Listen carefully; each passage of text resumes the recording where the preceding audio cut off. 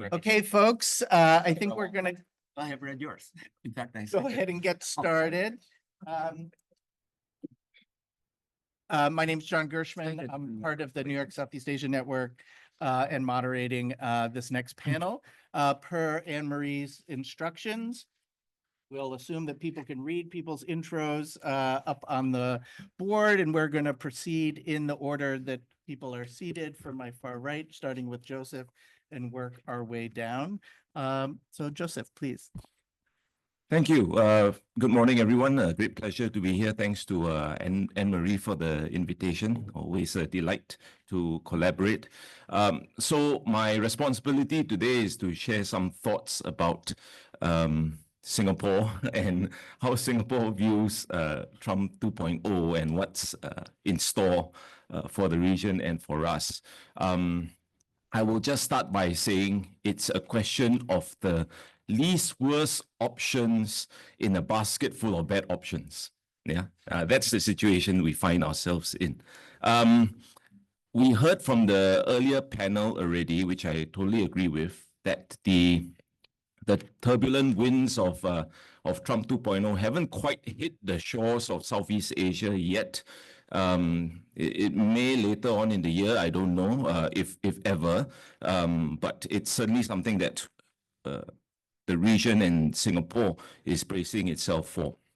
Right now, it's all about waiting and seeing and observing or trying to divine the patterns or trends to the extent that we can. It's still very much in a performative phase, but you do see the outlines of policy, I suppose, emerging. We are waiting for clarity on the tariff policy. We are waiting for clarity on just how much Trump wants and expects in exchange for security commitments to the region.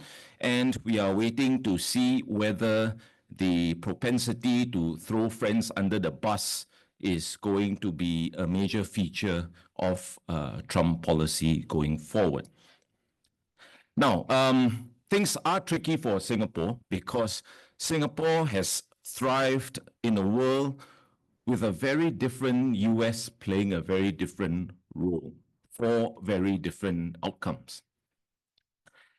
Singapore made itself relevant to and invested heavily in that U.S., in that role, and in those outcomes. And now we find that everything has I was going to say on the cusp of change, but actually we've gone beyond that. Everything has changed. And the question now is how monumental that change is going to be, how fast it's going to be, how predictable or unpredictable it's going to be. We heard earlier from Derek about what Trump wants or what he thinks Trump wants. And I think the discussion in Singapore is very much aligned with his views. I just want to accentuate one point that either he or Tom had made, and that is the propensity to think or to be focused on great power politics. Yeah, and this is something that I do think that at least President Trump is very much drawn to. And the thing about great power politics and what we're seeing in terms of the Trump administration is that great power politics is where great powers negotiate with each other and small powers are there for the taking, there to be bullied. And the obvious question that flows from that is what are the implications of this approach to international affairs for small countries like Singapore? Yeah. I just want to say something very briefly about U.S.-China relations as well, because the funny thing about Southeast Asia is, when we talk to the Americans and the Chinese, we say two things. Number one, don't make us choose. We've got that out of the way already. Number two is, please view Southeast Asia for who we are, right? And don't view us through U.S.-China, I mean, the competition, the lens of competition that the two of you have, right? But the funny thing is, we triangulate when we view the U.S. and when we view China, right? To some extent, we are forced to, but in other respects, I think we veer towards that, yeah? What I mean is being very conscious about how Power A reacts when we make progress or deals or whatever it is with Power B. Now, the thing about U.S.-China today, interestingly enough, and this is in a sense a reflection of some of the discussion that takes place in Singapore, is number one, both the U.S. and China are dissatisfied with the state of play globally. Yeah, and this is something that's a bit scary, right? Not only you have two great powers locked in competition, both are kind of not happy with where things are and want to do something about it, right? The U.S. feels that it's been taken advantage of by a bunch of allies who really are not allies but are freeloaders. Yeah? And the Chinese feel that they're not being given the recognition that they deserve. I would defer a little bit with a point raised earlier with regards to Chinese intentions. I don't think that it is entirely correct to say that the Chinese do not have hegemonic ambitions in Southeast Asia. They may express it in different ways. Yeah, they may express it in different ways for different reasons and for different outcomes. But I don't think that the question is that they are altruistic in their involvement in the region. I'm not saying that Americans are altruistic. Yeah, so it sort of evens out. Yeah. Number two, both the US and China are undertaking major domestic transformations of their economy, right? Different versions of industrial policy. Yeah, in the case of the US, they went from offshoring to friendshoring. Now it's onshoring, right? I think was it Derek or Tom said no more friends in this game. Yeah? It's basically bringing manufacturing or recreating the manufacturing powerhouse that Trump imagines the United States once was. In China's case, dual circulation, new productive forces, very much in line with that as well. And number three, both countries are doing it under, in a sense, a domestic political cloud. Right? In the case of the United States, it's the polarization that we are all very familiar with. In the case of China, it's a centralization of power. Yeah, but both generating a degree of discontent. So the takeaway really is that China and the United States, where they are in history, Trump and Xi Jinping are probably more alike than they would accept or would agree. Having said that, there's one major difference that is making, or one major dimension, one major issue that is making all the difference today. China wants to uphold the economic order so as to upturn the strategic order. The US wants to upturn the economic order so as to uphold the strategic order. Yeah, so here you have two diametrically opposed great powers in terms of their objectives. Now, to Singapore and, if I may venture, so Southeast Asian concerns. So what is it about the 2.0 administration that Southeast Asians are sort of discussing and talking about? And I'm generalizing here. I mean, my colleagues will feel free to disagree with me. Yeah. The first is this question of adults in the room, by which I mean the composition of the personalities really in cabinet.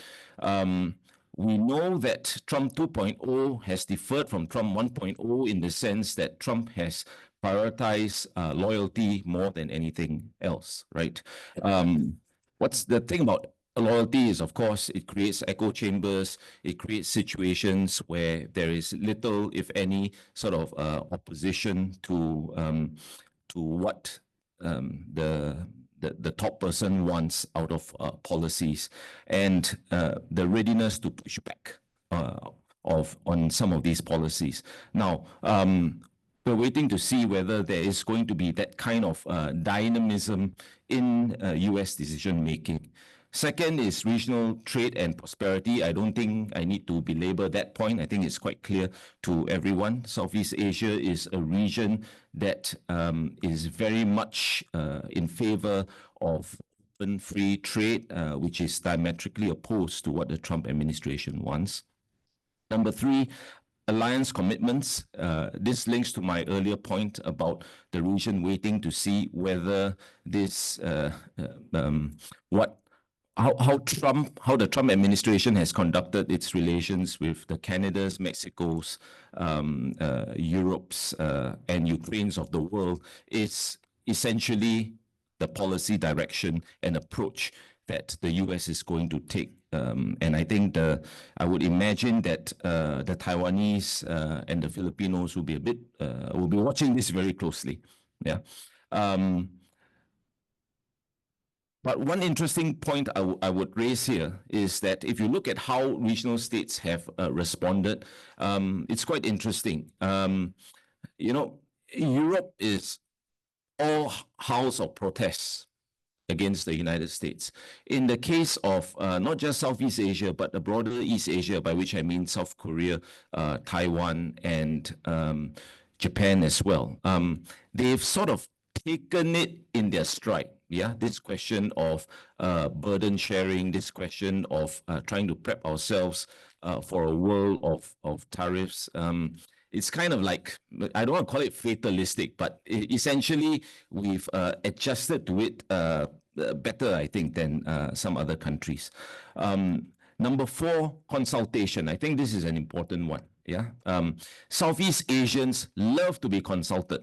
Yeah, doesn't mean that we agree. We tend not to, but all this talk about how regional initiatives, should not be taking off without the agreement or endorsement of ASEAN or Southeast Asia or Indonesia or whoever it is. Southeast Asians are used to that, right? We call it, was it ASEAN centrality or something to that effect? Yeah, but this administration doesn't seem to, unless you get onto various chat groups, it's not likely that you'll be part of consultations. You'll be lucky if they tell you after the fact. But this is something that we probably have to get used to. And lastly, unpredictability and reliability of the U.S. commitment. Again, something that I think we're all familiar with. And lastly, what are the options for a country like Singapore? Just 5 very quick points here. I'll just rattle them off. The first is, regardless of the concerns that we have of the United States, like I said, we view the United States, Singapore views the United States as a major partner in the region, and we will continue to invest in the relationship. Yeah, even if the terms have changed, we will have to adjust to that, which means that we will have to highlight and be forward-leaning in terms of what we can bring to the table with the US. To some extent, this has already been Singapore's approach to relations with the US all this while, but it's just a matter of amplifying it. Next, we're going to have to reinforce the importance of the rules-based order. Again, this is not something that is unfamiliar to everyone. I mean, those of you who follow statements of Singapore leaders know that they have been repeating this over and over again. I mean, it's an existential issue for the leadership of Singapore. Next, diversifying partnerships and relationships with other regional powers, the Japan, South Koreas, Australias, Indias of the world. You will see more by way of bilateral developments, but also efforts to, if I may use that much abused phrase, coalitions of the willing, yeah, on any particular given issue. And last but not least, believe it or not, doubling down on ASEAN. Yeah, ASEAN has a lot of issues, no doubt, but I think as far as Singapore is concerned, they've come to the realization that ASEAN is actually more important than it has ever been in terms of regional diplomacy and regional architecture. The question is whether the other 9 countries share that view about ASEAN. Yeah, so on that note, I'll end.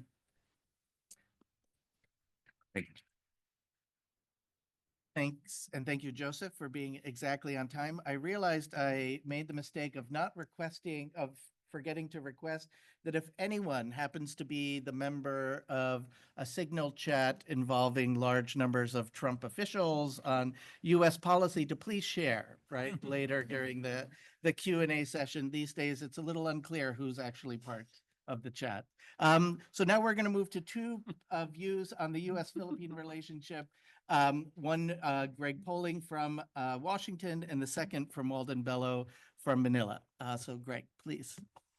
Well, thanks very much. And let me start by echoing everybody's thanks to Anne-Marie for bringing us here. So something tells me that Walden and I are going to have some disagreements. Get to this, which I welcome.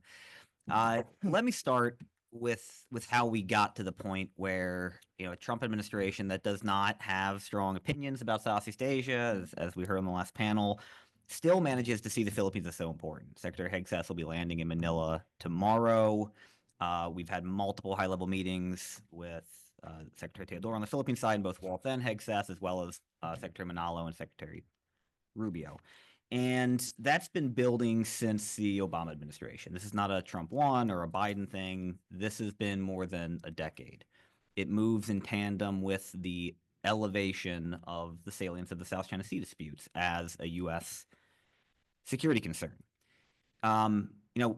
Since we're joking about the Signal chat, I would point out that if you read through the Signal chat in the Atlantic, you have that moment where Secretary Hegseth, in talking about why they launched these attacks on the Houthis, says, "We've restored freedom of navigation," all caps. Secretary Hegseth wasn't a sailor. He's not a military strategist. He's been in the job less than 2 months, and yet he's already internalized the gospel of freedom of navigation.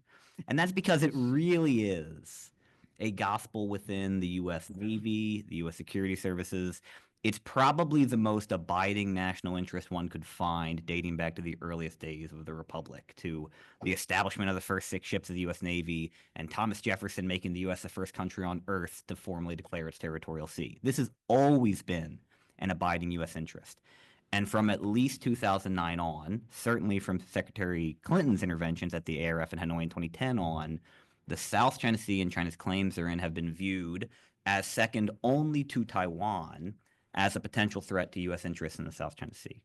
And then you look at a map and you say, well, wait a minute, closest U.S. basing to the Spratly Islands is 1,300 nautical miles away in Japan, or 1,500 nautical miles away in Guam. It doesn't take a genius to then realize why you need to work hand in glove with the Philippines if either country wants to attain their strategic interests. The Philippines cannot possibly, say, maintain the BRP Sierra Madre at Second Thomas Shoal or defend its EEZ rights without the potential intervention of the U.S. through the MDT. That's what prevents China from escalating to military force. And the U.S. cannot possibly defend freedom of the seas in the South China Sea from 1,500 nautical miles away, thus the need to have a capable partner. So that's how we got here. Now, that, I think you can start to count the modernization of the U.S.-Philippine alliance from 2014 with the conclusion of the Enhanced Defense Cooperation Agreement and President Obama's somewhat mixed performance on his visit to Manila, in which he declared the alliance ironclad but wouldn't specify its application to the South China Sea. When President Rodrigo Duterte came to office in 2016, he put all of that on pause. The Philippine Supreme Court had just approved EDCA, but it was never implemented. And then we went through a pretty dangerous period in which we saw just how fragile the U.S.-Philippine alliance had become. People overlook this, but the U.S.-Philippine MDT is the oldest U.S. treaty in Asia, the oldest mutual defense treaty we have. Beat the Aussies by 3 days, well before the Japanese or the Korean treaties. And it is our only defense treaty in Asia. I see Paul in the back. He can disagree with me, but there is no such thing as a U.S.-Thailand mutual defense treaty. The Philippines is the only U.S. mutual defense treaty in Southeast Asia. And yet, particularly after the end of the military basing agreement in 1992, it had just kind of been divorced from any strategic necessity, right? It had been left to drift, somewhat, reborn through the VFA in 1997 and then the launch of the Joint Special Operations Task Force in 2002. But it never underwent the post-Cold War modernization that the U.S.-Japan alliance, the U.S.-Korea alliance, and more recently the U.S.-Australia alliance did. It was just a historical anachronism until 2014, when we began this slow process of modernization. Duterte's tenure showed just how little had actually been accomplished, so that essentially with a wave of a pen, he very nearly undid the VFA, which was saved only, I think, by a lot of good work from what we might call the deep state in both countries. Military officers and cabinet officials intentionally slow-walking the process of abrogating the VFA and ending the treaty over the course of the Duterte administration. In 2019, then Secretary Pompeo goes to Manila. He stands on a tarmac and he formally declares that any attack on Filipino armed forces anywhere in the South China Sea would trigger U.S. defense obligations. By 2020, Duterte kind of gives up. He recognizes that China's not going to play ball. China never delivered on any of the funds it promised to the Philippines. It never allowed traditional fishing at Scarborough Shoal. It never tried to implement the MOU that it reached with Duterte on joint exploration.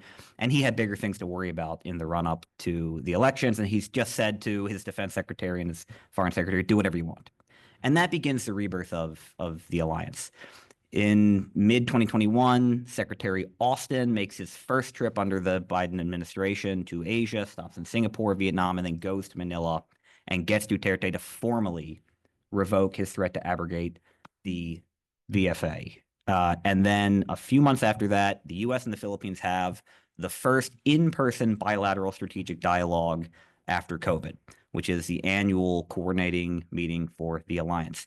And this is a historic date. They come up with a joint vision statement, what they call a joint vision statement for a 21st century partnership, that lays out an extraordinarily ambitious plan to modernize the alliance, to bring it up to the institutional level of what the U.S. has with other Asian allies, particularly Japan. They say that they're going to increase foreign military financing, that they're going to increase the pace of U.S.-Philippine joint drills. They're going to finally implement the Enhanced Defense Cooperation Agreement. They're going to negotiate a set of bilateral defense guidelines, and they're going to conclude a General Security of Military Information Agreement. Now, it is stunning that we've had the treaty since 1951, and none of those agreements already existed. The U.S. by that point had negotiated joint defense guidelines with Japan 3 separate times, starting in 1978. Never bothered to ask the Philippines what it thought the alliance was for. Never told the Philippines what it thought the alliance was for. And this, something that I suspect Walden would agree with, is because the U.S.-Philippine alliance prior to that was not really an alliance. It was a glorified rental agreement.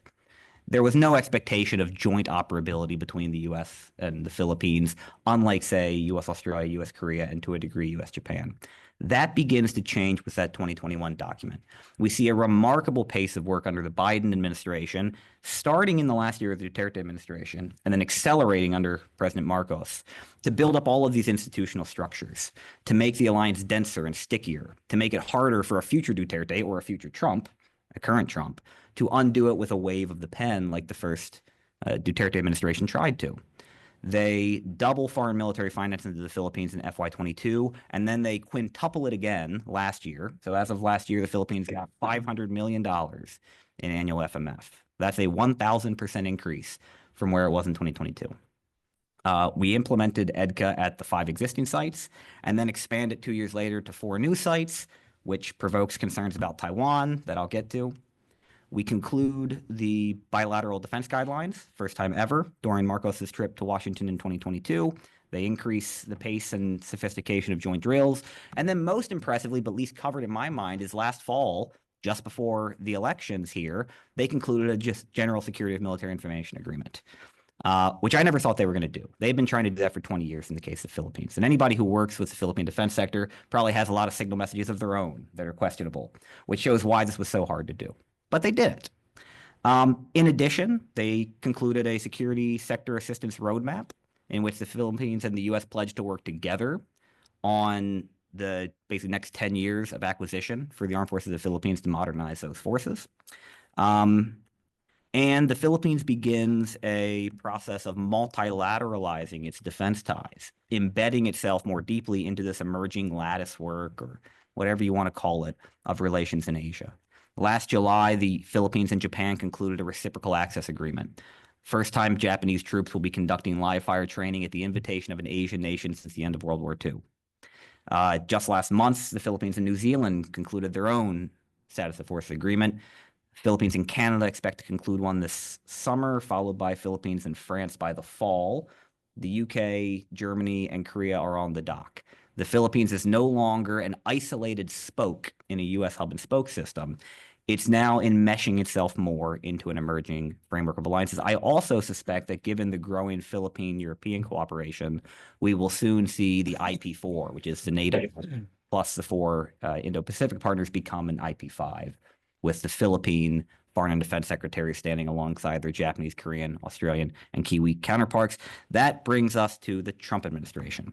So that's a lot of work. And the hope was, given that the president has never expressed any particular animus toward the Philippines, this denser alliance would be protected. Because why would he put his shoulder to the wheel and spend a lot of political capital attacking an alliance he's never really talked about before? I mean, for context, Donald Trump was in office for 4 years. He never said the word South China Sea in public. Not a single record, not in the readout of any phone call, not in any speech. It was always a relationship that was run by the Department of Defense and Department of State under the first Trump administration. So it was very nice to see that on his first day in office, Rubio meets with the Quad foreign ministers and talks about maritime security, including the South China Sea. On his second day, his first phone call to a South Asian leader is to Secretary Manilla in the Philippines. They then meet again on the sidelines of Munich and reiterate the ironclad nature of the alliance. Secretary Teodoro visits Washington, meets with Mike Waltz, and then Hegseth gets on his first phone call with a South Asian counterpart to Teodoro. They'll meet again tomorrow. And then most importantly, 3 weeks ago, a Chinese helicopter dangerously buzzes a Philippine patrol aircraft over Scarborough Shoal, and the State Department issues a standalone statement reiterating that the Mutual Defense Treaty applies to any attack on Filipino armed forces, public vessels, or aircraft, including the Philippine Coast Guard, which was a Biden administration addition, anywhere in the South China Sea. That is good because we hadn't gotten that clarity up to that point. In all the other meetings, they had just said ironclad commitment, ironclad commitment. So declaratory policy is 100% unchanged. Even after the success of the Shiba visit for Japan or the engagements at high levels with Australia, I'd still say the Philippines is the only ally who hasn't gotten any bad news on the security front or political front so far. I'm not saying that'll last forever, but so far, no bad news. And most importantly, the Philippines, like everybody else, had a freeze on their foreign military assistance put in place on the first months of the administration. Only 3 countries on Earth got that freeze exempted early on, and that was the Philippines, Taiwan, and Ukraine. Now, Ukraine, of course, had frozen again and then unfrozen again, but the Philippines, uniquely among all the countries of the region, had $350 million of outstanding foreign military financing unfrozen last month. That's a great sign. All of this is very good. I think all of it suggests that as long as Donald Trump himself is not personally asked whether or not he will defend Filipino forces if attacked in the South China Sea, an answer to which nobody knows, and anybody who says they do is lying, then things will continue as they have been. And the alliance will, I think, continue to be implemented in the way that was envisioned in the 2021 Joint Vision Statement. But there are 2 main dangers to that. One is the U.S. economic relationship with the Philippines. And I don't necessarily mean tariffs here. The Philippines is, I think, number 6 out of the 10 ASEAN countries when it comes to the size of its trade deficit with the U.S., less than $10 billion annually. It's certainly not in the dirty 15 that we hear U.S. officials talking about. What I mean is that when President Marcos came in 2022 and agreed to the expansion of the EDCA facilities and agreed to the security sector assistance roadmap, he made very clear that there had to be an economic component to that. He had to be able to tell the Philippine voter that the U.S. was not just a security partner, but a credible economic partner. And his administration was not sacrificing economic growth in exchange for a close relationship with the Americans. So you got a lot of things, the redevelopment of Subic, the Luzon Economic Corridor, the road and rail networks that are supposed to be invested in under that. USAID announced programs investing in the communities around the EDCA sites to make clear that those bases are supposed to provide benefits, not burdens to local communities. Nobody knows who's going to, if anybody's going to pick up those USAID programs. And when it comes to Luzon Economic Corridor, I suspect the administration will continue to support the redevelopment of Subic and maybe road and rail networks. I'm not sure they're going to be all in on Philippine energy infrastructure and semiconductors, which is the other two parts of that. So if there is a perception that the Americans have abandoned the Philippines economically, it is going to undermine the political support that Marcos has been seeking. And second is the Taiwan problem. 3 of those EDCA sites are clearly pointed at a potential Taiwan contingency. And I'd be happy to get into this in Q&A. I do think that the Marcos administration is sincere when they say that Taiwan is an existential problem for the Philippines. But it also has to be clear that the South China Sea comes first. The Philippines might be willing to help the U.S. in Taiwan, but only if the Americans first prove that they're willing to go to the mat and, if necessary, shed blood for the Philippines and the South China Sea. I worry that U.S. officials, the Taiwan obsessives that we heard about in the first panel, will start going to the Philippines and making public speeches about Taiwan without mentioning the word South China Sea. And if they do that, it severely undermines the political ability of the Marcos administration, even though 80% of Filipinos are pro-American, 90% are anti-Chinese, and over 70% support a U.S. military presence in the country, according to polling. If they start to believe that that is actually only pointed at Taiwan, that they're being made a proxy in a battle that doesn't directly infringe on their interests, then Marcos and future leaders after 2028 are going to have a much harder time continuing this. Thank you.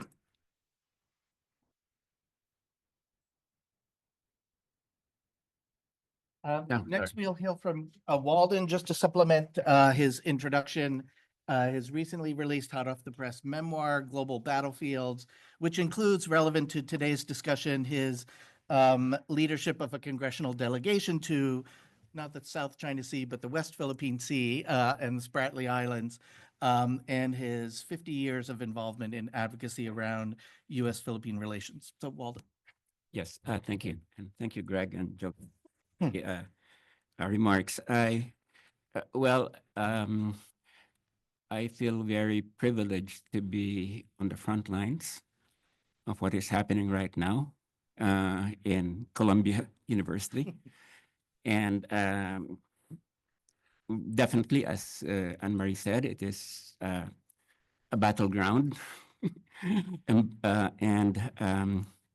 You see, I can relate to what's happening in the United States because under the Duterte administration, there was really a suspension of due process. And the suspension of that due process resulted in 27,000 to 30,000 deaths. And I can remember that period because it was really people had a feeling that somehow they couldn't do anything about it. But eventually, people began to resist. The media came in, and we had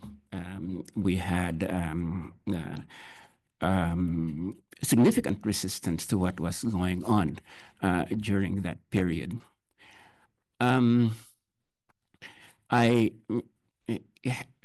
This is not the United States that I've been used to coming to. The whole idea of due process at this point seems to be something that is arbitrarily dealt with. Judicial orders seem to be ignored. Free speech, as we have seen with Mahmoud Khalil, and just this morning, the Tufts University student who was arrested in Boston and by ICE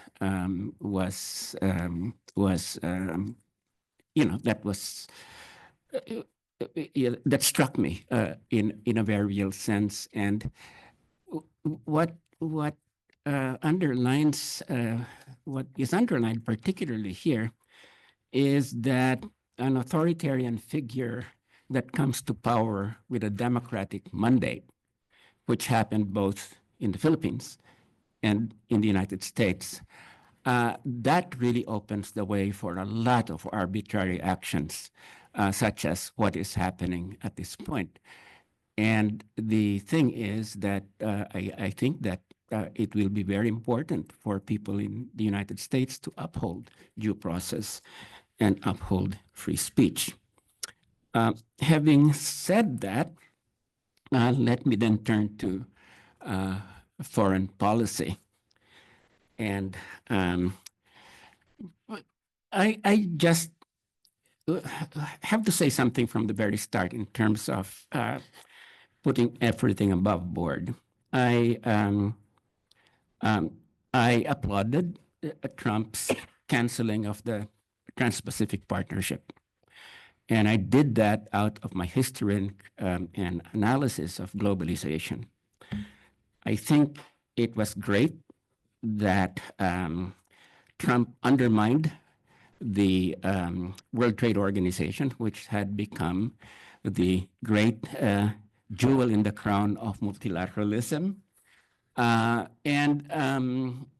It was an effort that so many of us who were opposed to globalization, and I think it's fairly clear that globalization has failed, neoliberalism has failed, and that Trump basically is just following what progressives have done. So I'm not at all unhappy that the multilateral system is breaking down. Let me just put it that way. And in fact, I just wrote an article that was widely reproduced that said, hey, Elon Musk, the USAID is peanuts. What you've got to do is look at the IMF. What you've got to do is look at the World Bank, where trillions of American dollars and credits in the banks have been involved with. And if you really, are for budget cutting that will be effective, we need to, those are the agencies, because so much of American interests are being pushed through those agencies that you've got to go after, not peanuts like the USAID. So, and that also sort of underlines my sense about what has been discussed here.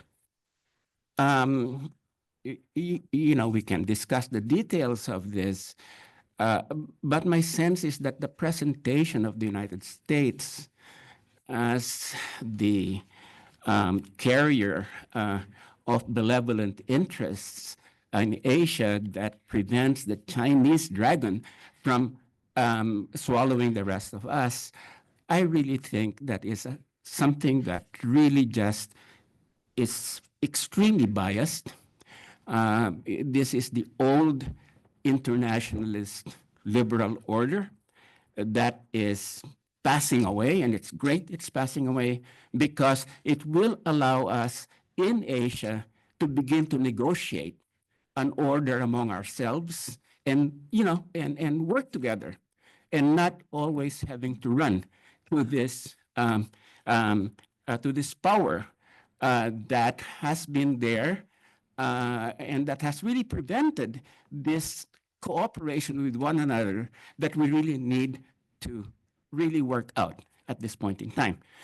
And for my country in particular, the Philippines, this is an opportunity to really push for an independent foreign policy.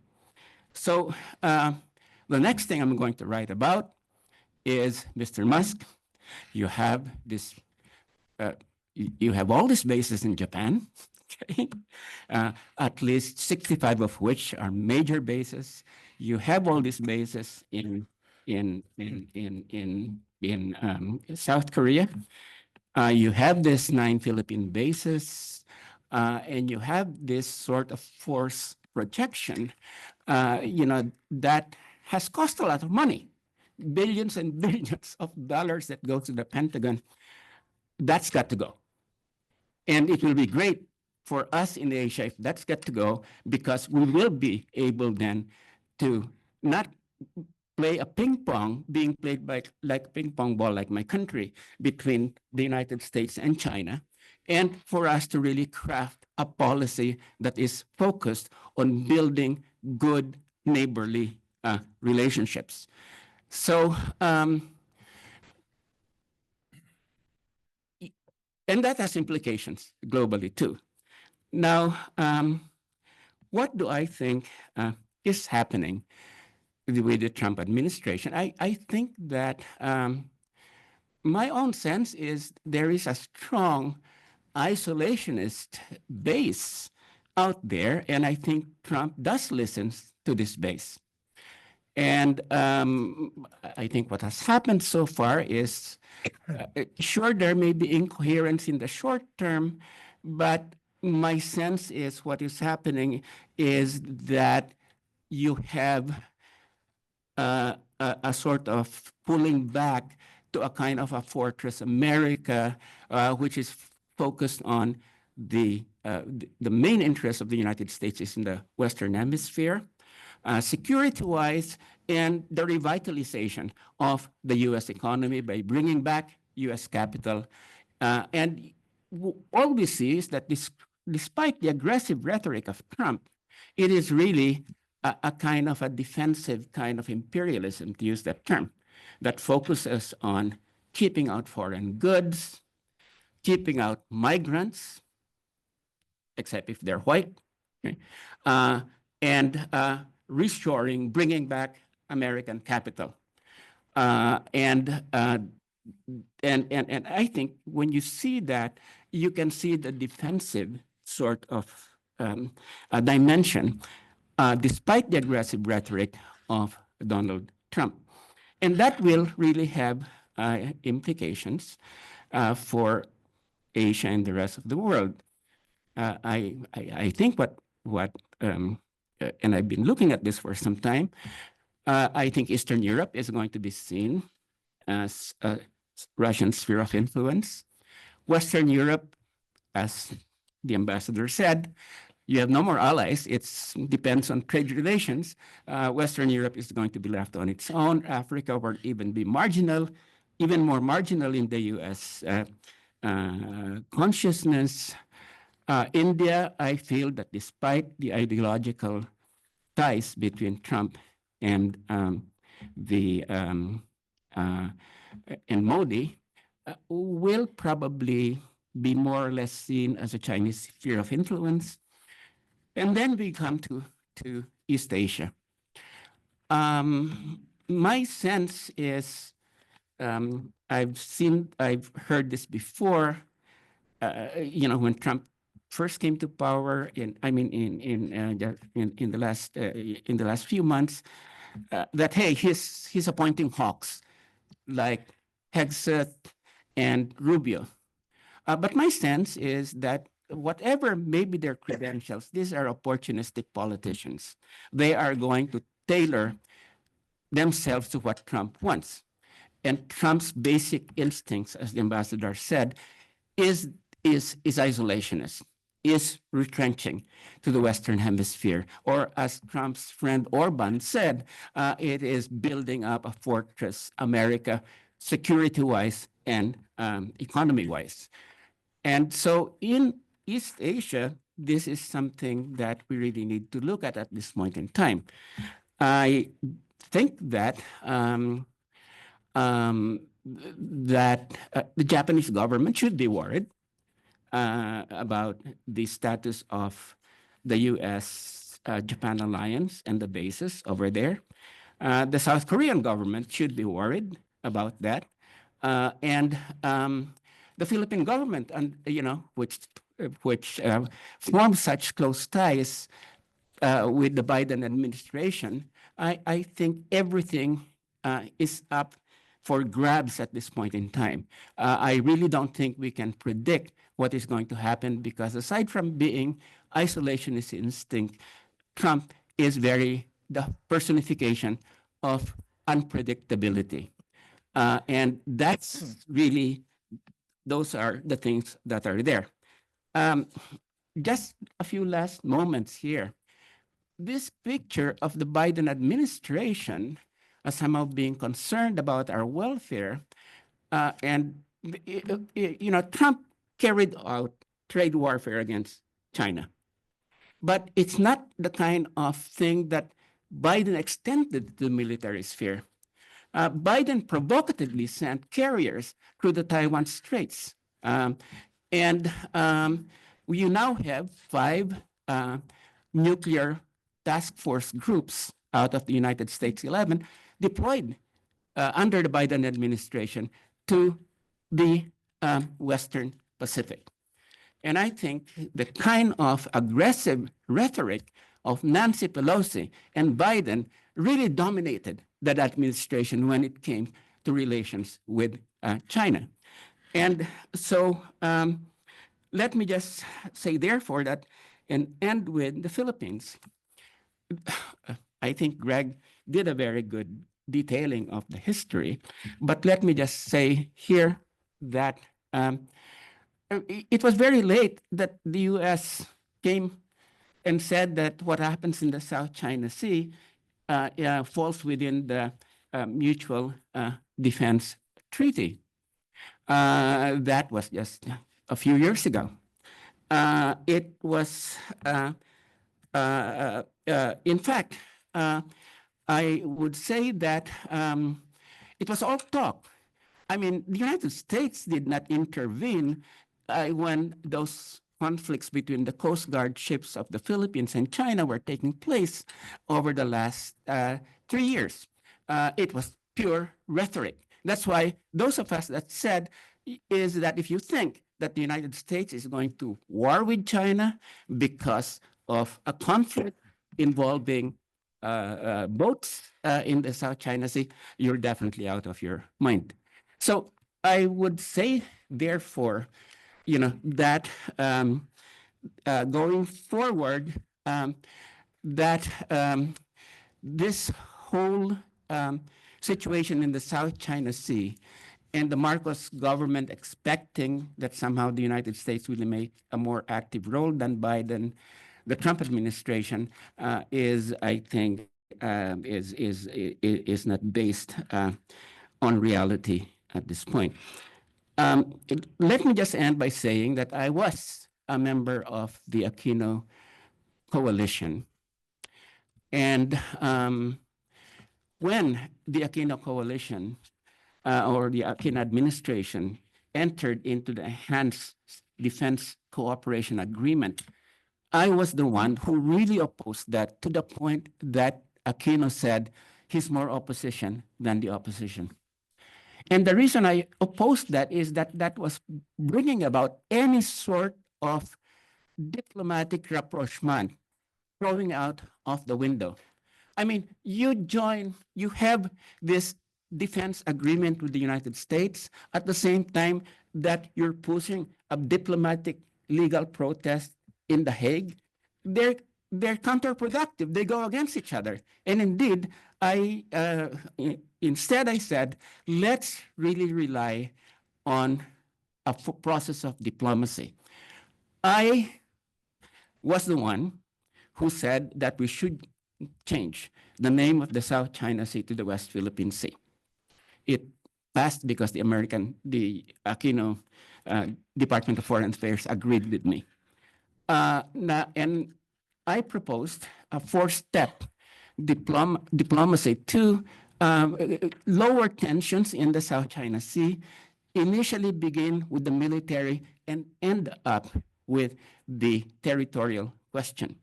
And this was something that I wrote up in the New York Times way back in 2016. So basically, I would just like to end by saying, that we are entering a new world. To think that the military and economic infrastructure and superstructure created by the United States will withstand the Trump reconsolidation of a foreign policy around a very different paradigm. We are at the end of an 80-year global engagement of the United States to a more defensive hemispheric kind of structure.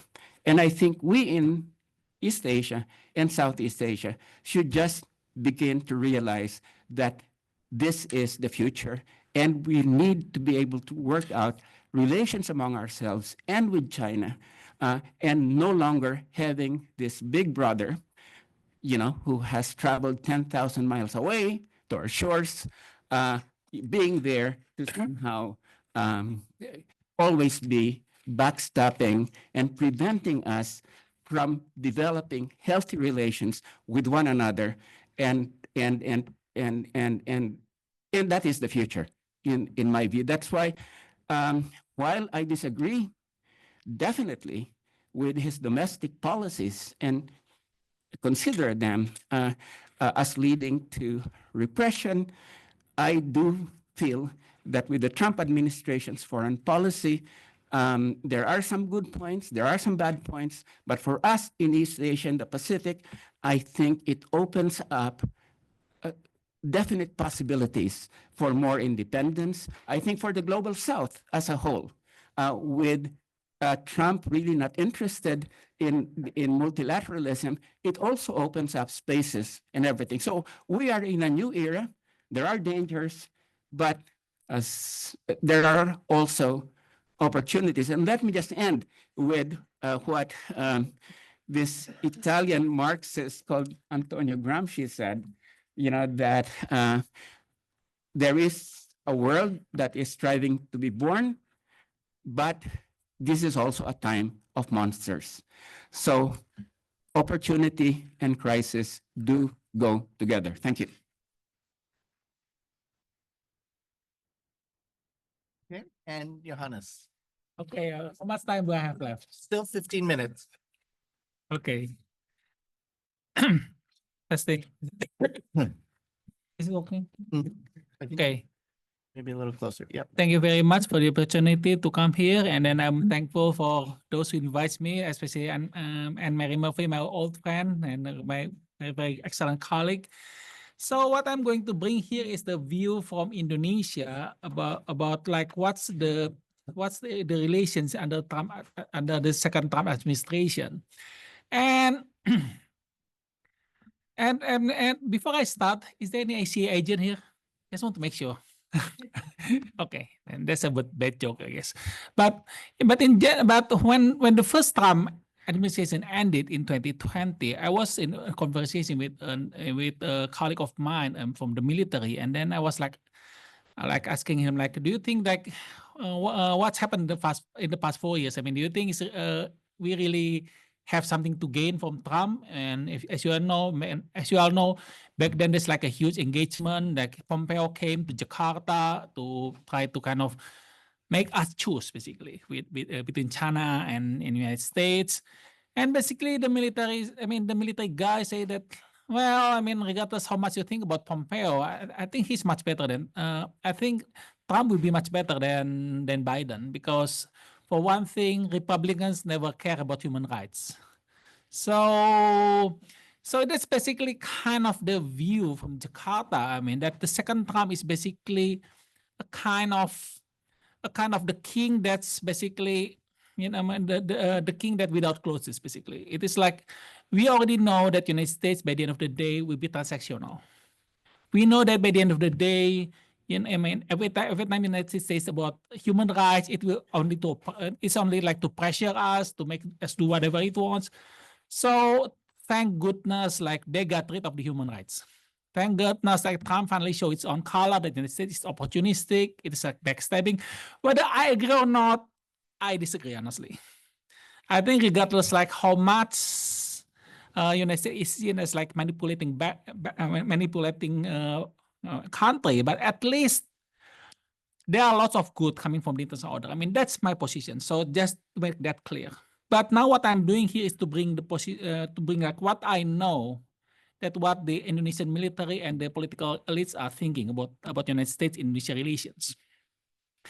First of all, like what is Indonesia view of United States anyway? I mean, that's kind of every time.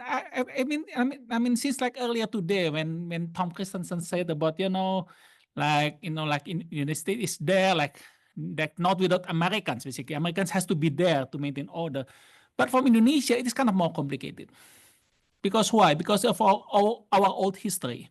In 1950s, United States basically funded the PRI Permesta Rebellion. United States led sponsored rebellion that happened in Sumatra and in Sulawesi. And then of course in 1960s, I mean, this is a sticking point for the leftists. Basically, the United States was kind of having a hand in the destruction and the killing of like about 2 million members of communist parties. And then in 75, United States Kissinger came to Jakarta and say, yeah, you know, I mean, I'm giving you a blank check, go invade Timor, and you know, it will be fine. It will be fun. And of course, and then in 1995, suddenly we got hit. We got punched in the guts. Like, you are doing something nice, something bad in Dili, so we are putting you on embargo. And in 1998, Suharto fell, and you know, and people, and so many people are like saying that, look, Suharto fell because the United States already no longer have the use of it. So and then every time I kind of like advise thesis from Air Force students, majority has the same topic: how to avoid embargo. Why? Because, well, United States embargo since the Dili incident in 1990s until George Bush lifted the embargo due to the war on terror. So regardless how much you want to play it, there is this trauma to fear that by the end of the day, United States is basically going to backstab us in the end. So Trump, what Trump has been doing to Ukraine, basically in Jakarta, the view is that, yeah, you know, the Ukraine's got it coming. They rely too much on the United States. And then, of course, as we all know, United States will be, back in the day, will be the backstabber. So it is kind of like a very negative view of United States, and that has been reinforced, like, again, unfortunately, in the second Trump administration. Whether you like it or not, whether you agree with it or not, I mean, I think that they're like half-truths and some of them like exaggeration, but it's clear that there is not much love from Jakarta to Beijing, to Washington, I'm sorry. But at the same time, there's not much love also from Jakarta to Beijing. I mean, if you think about it, in 1948 there was a communist rebellion supported by the Russians, and then later there was a communist rebellion in 1965 supported by China. So and then China has always been kind of security problem for Indonesia for the past couple of decades. So from Jakarta perspective, basically, like, look, we just don't like China and United States. They both equally not that good for interest. So that and more importantly, Indonesia is basically this big power. Like, we control like this huge waterway connection between these two oceans, and then connection between the Australia and Asia. So we are important. So we have to basically control this region. This is like basically our backyard. And thus, when you have when the ASEAN was made back in 1967, they expressed a detail that Indonesia wanted there is that the region must be free from outside interference. And of course, the Philippines objected, saying that, look, we got Subic and Clark and Subic, right, in the Philippines. And Jakarta say, yeah, but we are not going to needle you that, but please make sure you get rid of it as soon as possible. But of course, I mean, now it's like 60 years, almost 60 years. And, but the arguments, but logic is the same. Like, we just don't trust United States and China enough for them to get too much influence in the region. So Indonesian foreign policy has been for the past like 20 years is to try to manage the relationship between the United States and China in the region so that they will conform to Indonesia interest, but at the same time preventing them from getting too much influence. That's also one of the main reasons that when Indonesia allowed China to open its refining, its nickel refining factory in Sulawesi, we actually don't allow China to take over everything. We actually ask the Biden administration, I believe, that why don't you just also send companies to mine the area, because we don't want China to dominate everything. So it is kind of like a balancing game here. we deny the hegemony of both United States and China. So for us, this second term expansion is basically like it's basically a big question mark, because like what's Trump is going to do? I mean, that's I think that the biggest question in this room also, like what's Trump is going to do? So when you're asking like what's the opportunity for Jakarta under the second Trump? Well, the question is what Trump offers first.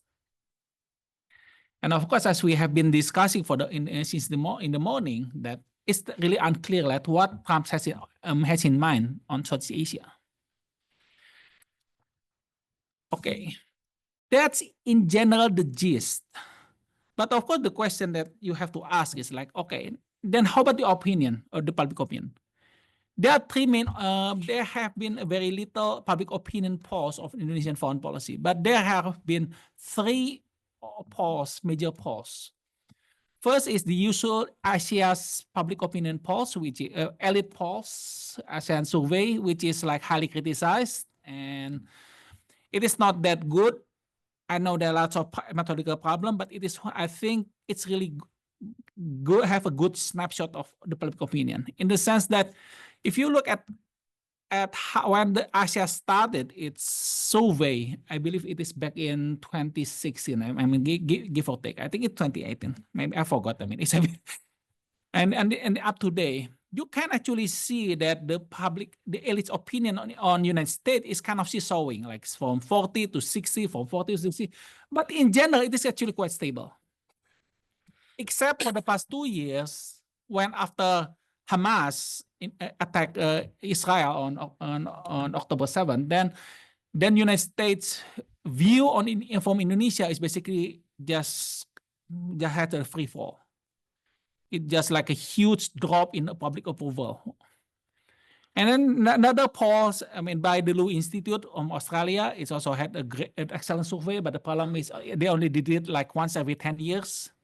Also kind of showing the same pattern, like it is like the likability of United States around like 50-60%. And then a couple of months ago, Indicator, one of the most respected Indonesian public opinion polls, also released their survey about how Indonesians think about foreign policy, and that's kind of showing the same thing. I mean, like ambivalence on United States in Indonesia. So in general, we can see like how those history actually kind of like having impact on the public opinion polls. Like the people really think that United States is beneficial. It has its own, it has its own use. It has basically make lots of good things happening. But at the same time, there's like, of course, also this huge reservoir of distrust. I mean, you can compare it to other public opinion polls, like in the Philippines, where support to the United States is always like 80 to 90%, or like in the Vietnam. But in Indonesia, it's always hovers between like 50 to 60s. And then how about to China? Well, the good news for people here, I guess, is that Indonesians actually far more concerned about China. I think that's mostly because of the recent China aggression in South China Sea, and that's really impacted. I mean, keep in mind that while many Indonesians don't like United States, but United States is like far away. We don't think that they will have a direct. I mean, they have a direct influence on us, like suddenly attacking us. But China is a different game. It is like next door. It has caused problems in South China Sea, in Natuna Islands. So there is always like huge public reservoir about like what China threat is. So and then that's kind of also kind of put Indonesia in kind of weird position that we are also one of the countries in the world that while we refuse to openly condemn Russia invasion on Ukraine, we also voted to condemn Russia in the General Assembly. Kind of curious. And then, of course, the Indonesian president, Prabowo and Jokowi never once condemned Russia. Because the fear of Jakarta is that, yeah, we cannot really rely on United States and Washington, so we have to have a third actor, which is Russia. So that's how the thinking actually there. So I mean, so basically, yeah, that's kind of like ambivalent relation between United States and Indonesia, like how Indonesia view United States. It is not that much that we think of it as important player in global. I mean, I don't know. You won't find any Indonesian who come to you and say, yeah, United States is unimportant. It is an important actor. It is very important. It is, I mean, and then lots of respect to United States.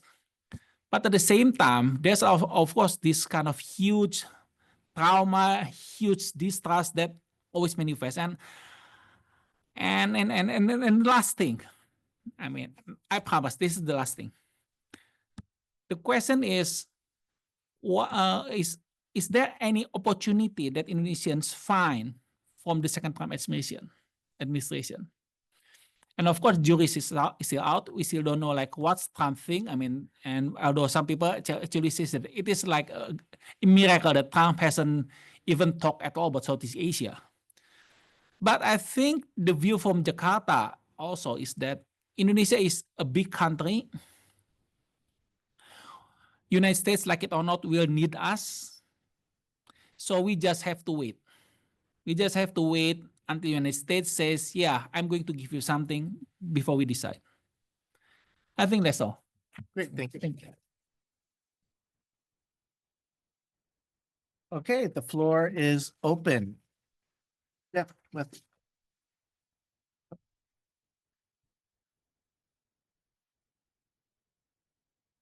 Thank you, John. I'm Wesley from Syracuse University and the National University of Singapore.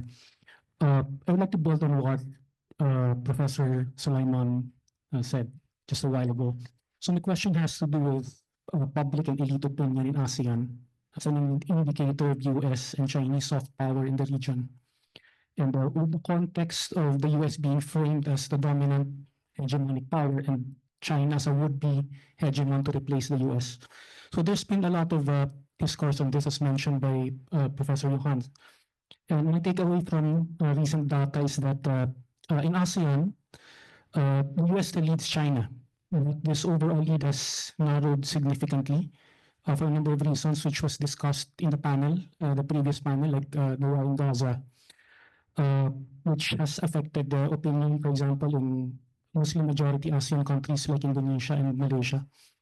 I guess my question is, how do you see the difference between public and elite opinion in ASEAN countries? Because there is a difference between what is the perception of the public towards US and China, and what is the perception of elites towards US and China, shaping up, especially in the second Trump administration, given especially, as I said a while ago, no, the fragility of alliances that could be upended on a whim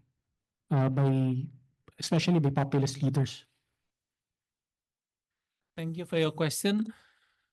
It is an interesting question, and to be honest, I think I mean by the end of the day, I don't think that the public really knows much about Trump administration. Right? It is more about like what they think that United States has been doing for the past couple of years, which is like supporting Israel in Gaza. That's what the public really cares about. And while the elites some of them will kind of moderate it, kind of think like in the long run, but the public usually don't really pay much attention to the long run effect. So I will be, I mean, and I think the indicator survey that I already mentioned, or they actually, when they last did their survey, there's actually not much different. There's kind of like a minor difference between how the elite and the public sees United States and China. But in general, the trend is kind of the same. But the elite is far more moderate than the public. That's if I'm not mistaken about that. Because the public, they just don't really follow everything so closely. They only hear about like what's really in the media, like in Israel or like Trump expelling immigrants. But surprisingly though, I mean, there are lots of things that Trump has been doing and actually quite popular, which is like very mind-boggling for me. I mean, like when he's shutting down the U.S. aid, I mean, I would think that many people would be very angry about that. And then And then what I found very interesting is that on Twitter, I mean, so you cannot say that this is scientific, okay? This is based on Twitter. But what I see is like there is one opinion leader, like one elite say that, yeah, I mean, good riddance. US aid is always the tool of imperialism. I mean, the United States should just put their money back because their country is going downhill anyway. China is going to win anyway, so they have to pull all the aids and then spend it in the United States. And then the reply was like, I mean, I'm sorry for using this, but the reply can be summed into, you are an idiot.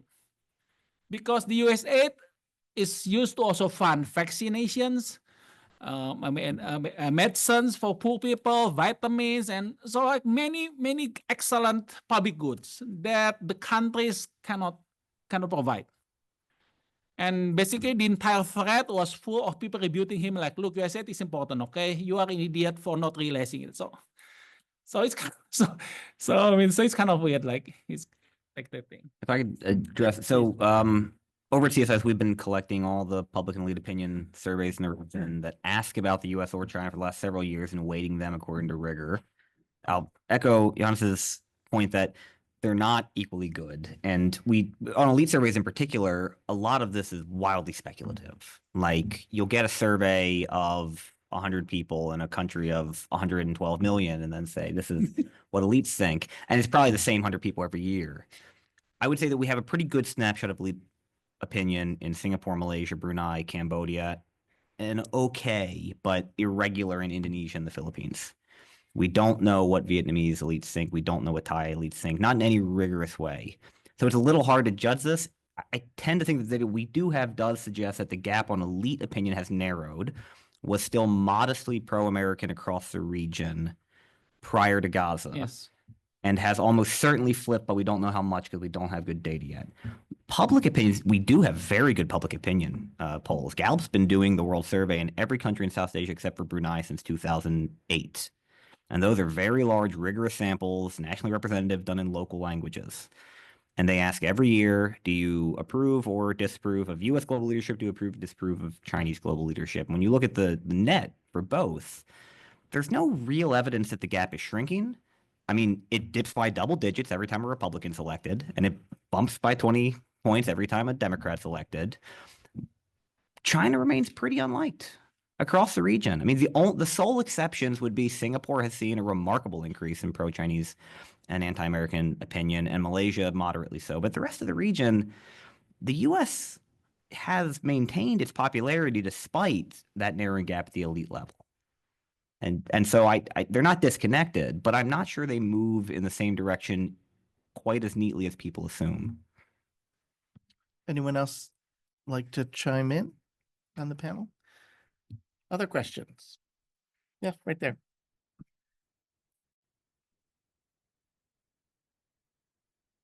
Thank you. I have a question for international students. What do you think about the future of international students to private or public schools in the U.S.? Would it decrease because of the Trump administration? And how do you see it in the future? Yeah, it can be anyone who can answer for this one. Thank you. Anything to do with our talk? Not really. I think he's basically asking a question about Trump policy, right? What's going to be the U.S. situation for international students in the U.S.? I don't know that anyone here is. Well, I mean, we can make some hypotheses, but Walden, if you want to. I mean, if I were planning to study in the United States under Trump, I think you would probably have decreased interest from international students, given, the kind of policies, arrests, suppression of free speech that's been taking place recently, and so I would imagine that the attractiveness of the United States for international students has decreased. I mean, I don't have polling data on that, but certainly this recent moves of the administration when it comes to free speech and public, are very, worrisome, to say the least. And if you are somebody who wants, who feels very much about the ability to be able to express yourself, even in terms of foreign policy, then I think there will be a dampening effect on you, if you are in the United States as a foreign student. So that's just my sense. I don't have any concrete data to back that up at this point. It's just been 2 months into the Trump administration, and but this news about what's happening in Colombia, and other universities is out there globally, and people see that. Now, where would they go? They probably would go to the UK or Europe or, Beijing. Yeah, we have okay polling on this. And again, preference for where, if you could go anywhere, where would you send your children for college? The U.S. is only the #1 preference in Vietnam and the Philippines. Everywhere else in the region is either Australia or the UK. China's not anybody's #1 preference. But I agree with Walden. Even among countries where there might have been a preference for the U.S., I expect Australian and British schools to be the beneficiaries here. And then a lot of folks might end up going to other places or staying home because of cost concerns. There's only so much absorptive capacity in the UK and Australia, but we saw pretty significant drops in overseas students, particularly from Indonesia and Malaysia during the Bush administration over visa concerns. And it took more than a decade. Even after visa restrictions were relaxed, it took more than a decade to convince particularly Indonesians that they were actually safe coming to the US and that their visas wouldn't be rejected just because they had Muslim names. And so the hangover for this could be quite long, even if a Democrat came in and changed policy. Yes, never bounce back to what they were prior to the war on terror. David, and then I'd like to, perhaps after David's question, really turn this back to Southeast Asia and follow up on Joseph's point that Singapore sees ASEAN or some form of regional shift to kind of grapple with this. And obviously that's something that Walden meant. So what does that mean? It doesn't seem like Prabowo wants to play on the world stage, not so much on ASEAN. So where does the leadership for that come? This is the question for the panel. And Joseph, does it have to take place in ASEAN, or can we envision other unilateral ways? How might Southeast Asia come together to grapple with this, either in the economic or the military sphere, given the diversification that's been underway? I'm sorry. So, yeah, we'll do Anne Marie's. Why don't we do Anne Marie's question? Then we have David and someone else had their hand up, so I can just put you on the list. Oh, Anne Marie, can you repeat the question on the? Just to follow up on Joseph's point regarding Singapore seeing ASEAN as increasingly important as a mechanism to grapple with the disruptions coming from the Trump administration in the economic area, presumably in the security area. Does it have to take place in ASEAN, in part because Prabowo seems to want to play on the world stage rather than the regional stage? So are we going to see this in a ASEAN manner? Is it going to perhaps take place with other partners working with Japan the way Singapore and others did to bring the CPTPP to fruition after Trump withdrew? What are some of the thoughts regarding local agency to rebut some of the disruption? So maybe we could just walk down the panel and answers to that question. Yeah, Joseph. Okay, thanks, Anne Marie.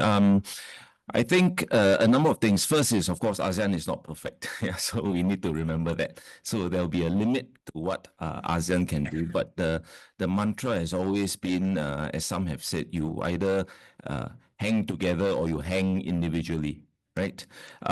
So it's not simply a question of what we would prefer. It's a question of options. Yeah. Second, why ASEAN? Because ASEAN is there. And because ASEAN, I think Johannes talked about the foreign bases thing, right? I mean, the interesting thing about ASEAN is, if anything, it's aspirational. ASEAN is always aspirational, right? We'll never eventually get there, but you know, the fun is in the journey. Yeah. So in that sense, it's a vehicle to explore the possibilities, yeah, but with both eyes open.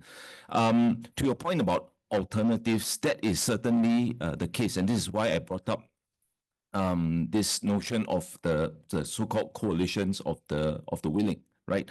Countries that are prepared to move faster and in a more definitive way on digital connectivity, for example, yeah, will come together and work to create a set of norms in order to facilitate cooperation in that respect. So issue-based coalition of the willing, and this, I think, is going to be critical in the future, and it doesn't necessarily mean that it would preclude the United States.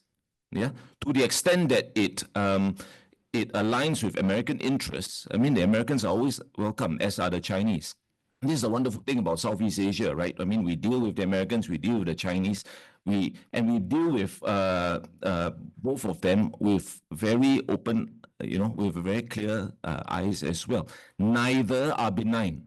Yeah, let's get that clear. Neither the U.S. nor China are benign, are altruistic. It's a matter of convergence of interests. But here, a final point, maybe in response to Johannes, your point about Indonesia waiting to see what Trump has to offer, I think it will be a pretty long wait. Yeah. Trump doesn't appear to be someone who is prepared to offer anything.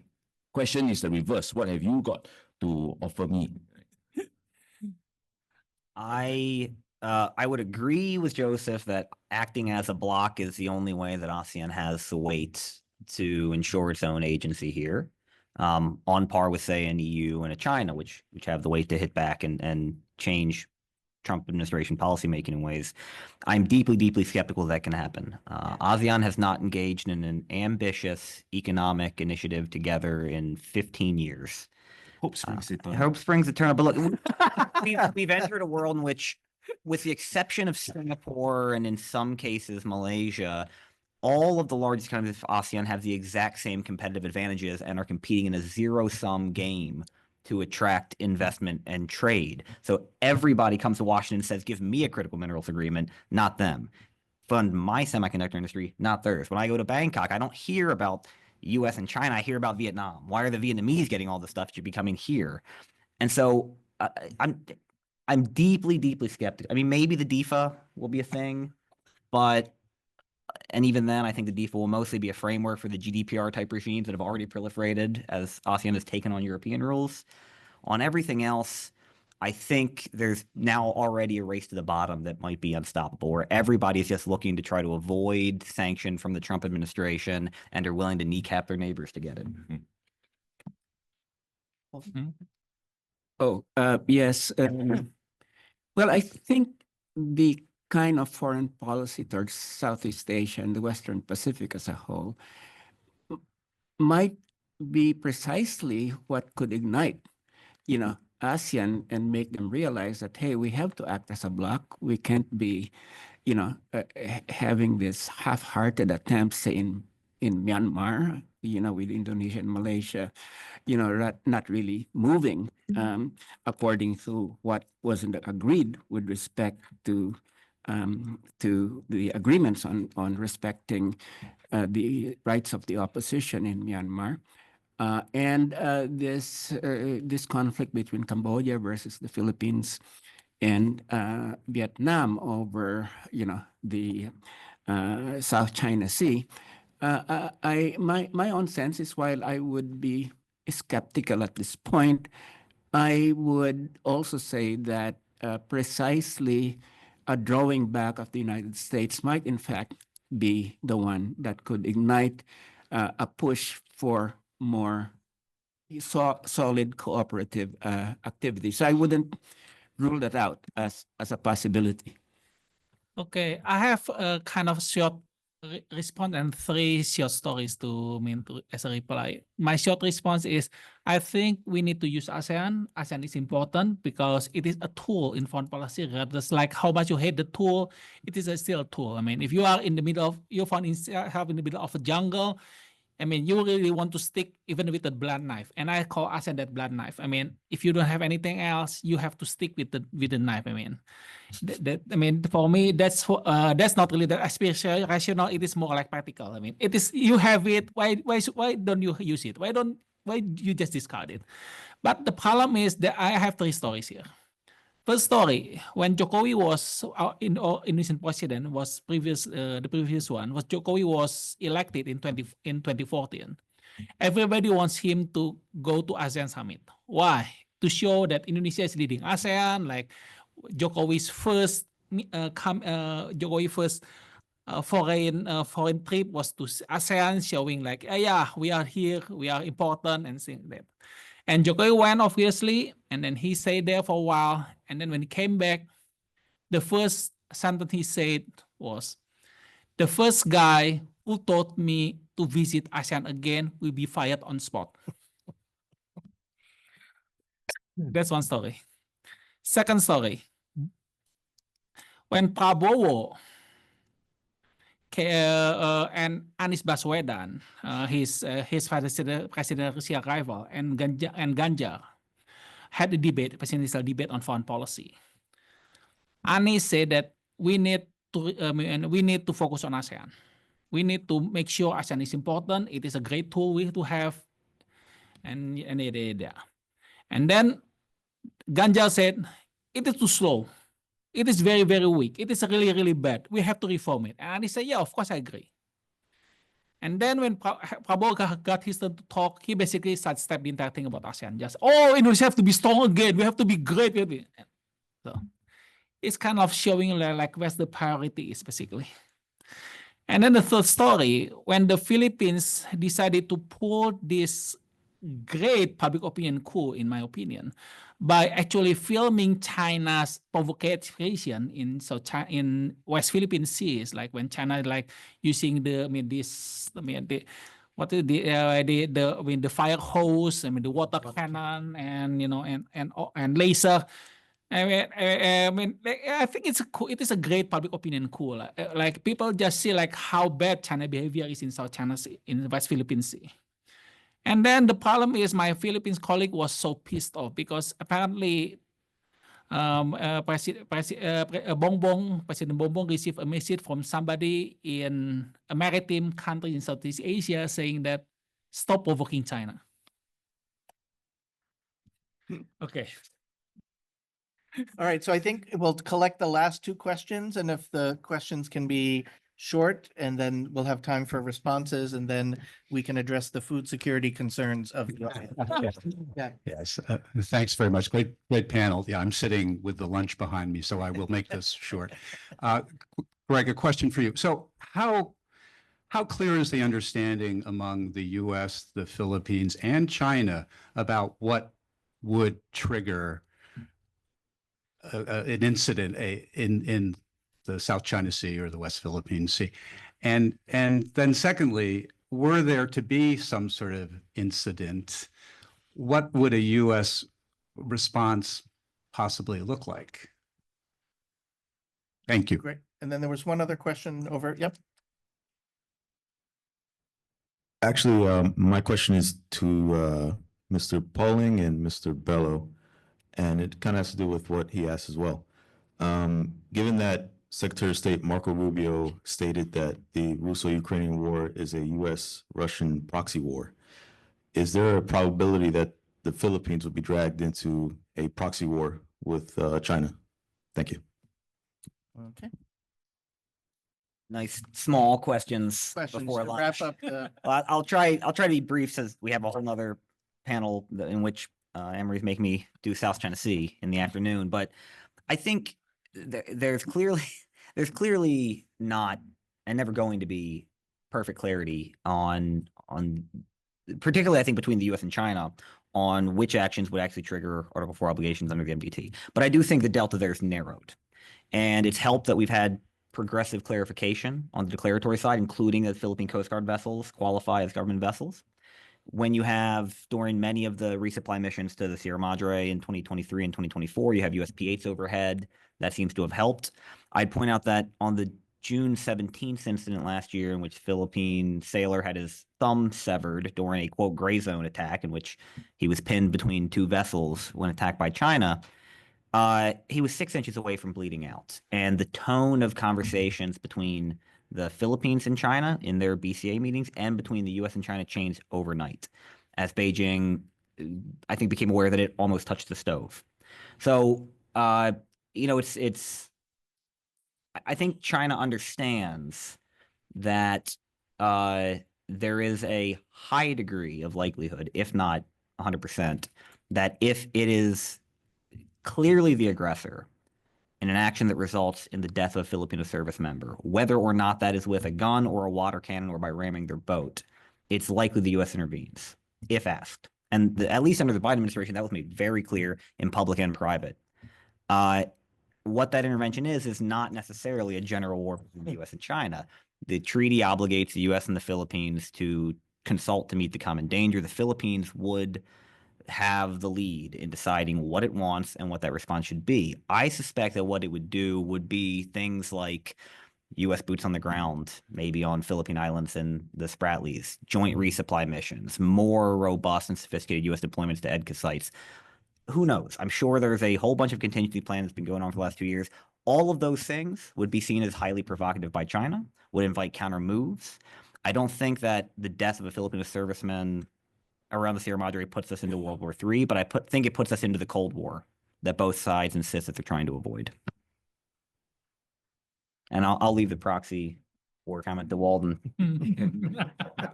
Well, I think we've had so many Coast Guard incidents over the last few years. And we've had so many declarations of, we're your allies, and we have ironclad guarantees, especially after the Ishiba Marcos Biden. But the proof of the pudding is in the doing. And there have been, major, the level of micro clashes, and yet the U.S. has stood aloof. And I think it just makes sense that the United States is not going to provoke war with China by intervening in a resupply mission to the BPS Sierra Madre. I mean, and my sense is that will, especially now, continue under Trump.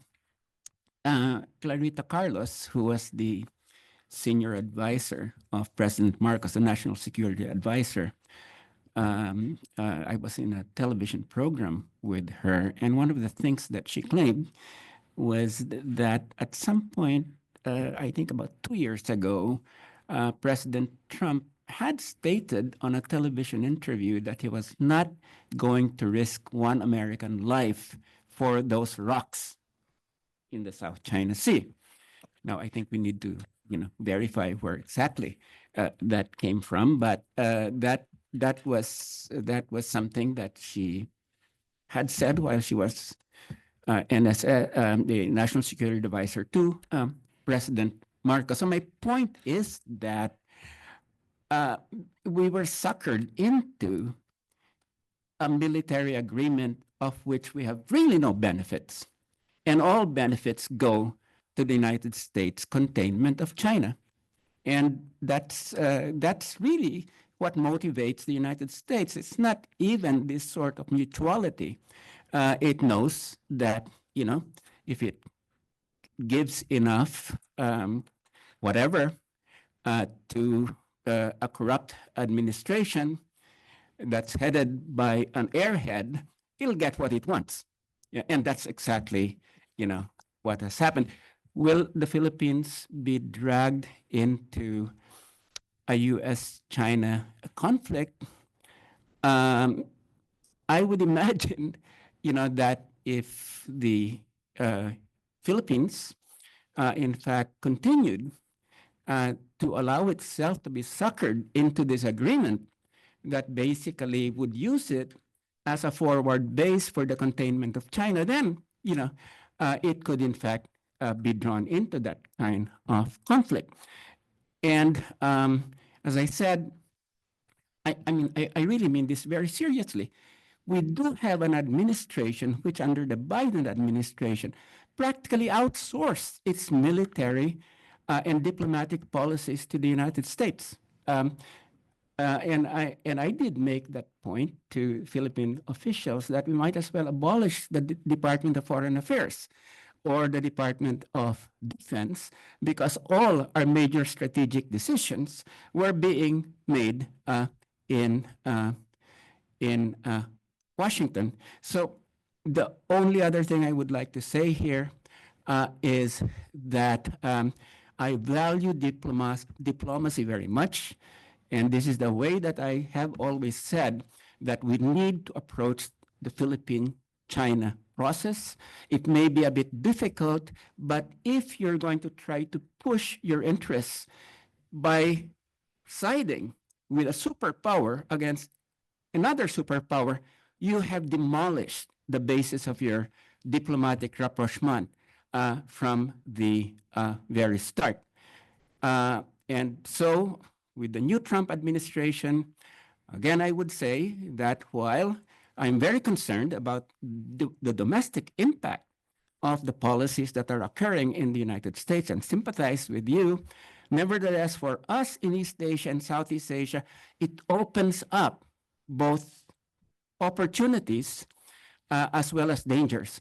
And I would think that we have to seize these opportunities, just like the Global South has to seize the opportunities that are being opened up by this new administration that is really refocusing on the Fortress America, building Fortress America. Thank you.